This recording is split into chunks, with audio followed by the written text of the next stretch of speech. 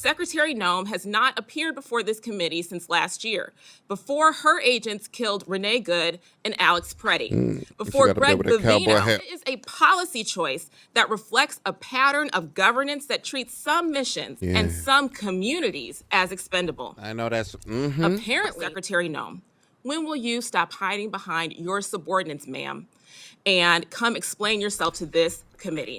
Wherever your fair tomato... Hey everybody, this is Dean FM, Dean Fraser, Milford here for your creature. What?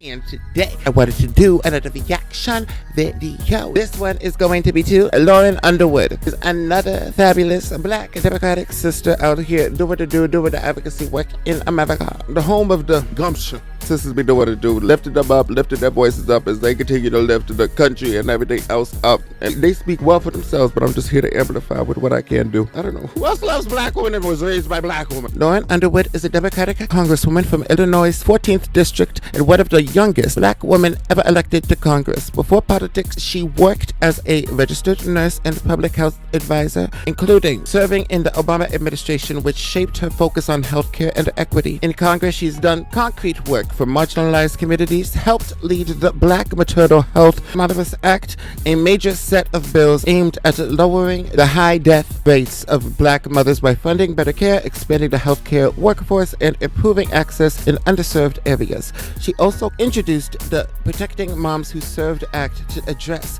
pregnancy risks for women veterans. For LGBTQIA+ rights, she's a member of the Congressional Equality Caucus and supports laws like the Equality Act, which would ban discrimination based on sexual orientation and gender identity in jobs, housing, and healthcare. Overall, her work focuses on making healthcare fairer and protecting communities that are often overlooked. The name of the game, championing our advocacy and the legacy of black women. Been doing it, have done it, continue to do it. Today, we're going to be watching Representative Underwood calls out Secretary Noem during DHS oversight hearing. Noem, how's she go? No. Bit of key. The replacement, he be up in there having this Nancy Mace moments. He be getting up to do the fake with all of them security there, you know. Betty Senator talking about, you're a United States Senator. You're a United States Senator. Eclectic.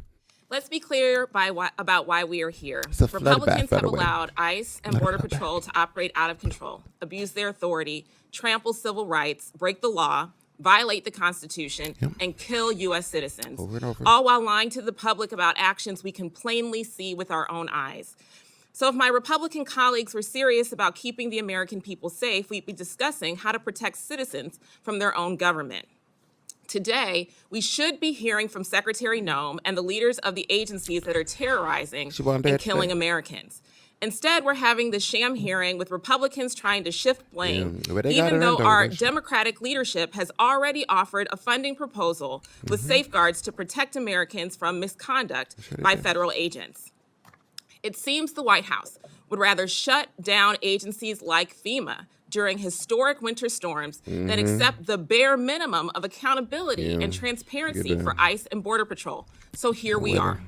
Just to level set, Secretary Noem has not appeared before this committee since last year, before her agents killed Renee Good and Alex Preddy, before Greg Bavino terrorized my constituents in Illinois during Operation Midway Blitz, before more than 170 U.S. citizens were illegally detained by federal agents, before 5-year-old Liam Ramos was snatched on his way home from school because ICE wanted to use him as bait. And before countless other atrocities were committed on her watch. So where is she today?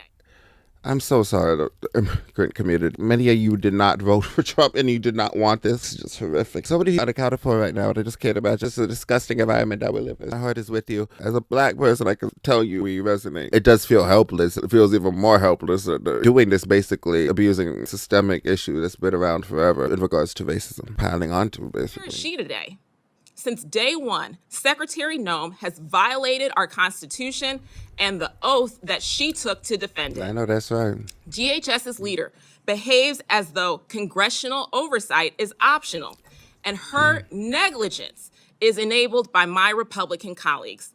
That negligence is apparent across the department. 4 out of the 5 DHS components represented here today are being run by acting officials, not because qualified leaders don't exist, but because Republicans have abandoned even the pretense of governing. They don't even got and now, after anymore. failing to confirm permanent leaders, refusing congressional oversight, and starving the components that they do not care about, Republicans want to lecture this subcommittee about the impacts of a shutdown on the agencies that they have neglected all along. Believe me. I don't think that's going to fool the American people. The real Republican priorities are painfully obvious. My constituents can understand what it means that FEMA recently denied Illinois' request for a major disaster declaration after severe storms. And Mr. Phillips, I'm not going to waste our time today asking you why this decision was made. I think we all know why. My constituents can see what is happening here. They paid their federal taxes, but now that they need help to rebuild, FEMA tells them, sorry, you're on your own. That's not a result of a funding lapse. That is a policy choice.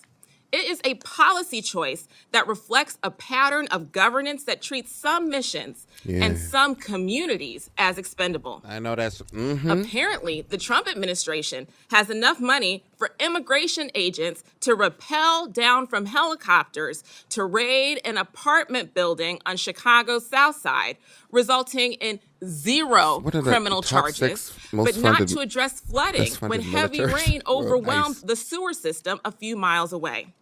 And under Kristi Noem's failed leadership, it is not just disaster response that's getting shortchanged in order to pay for the secret police terrorizing American communities.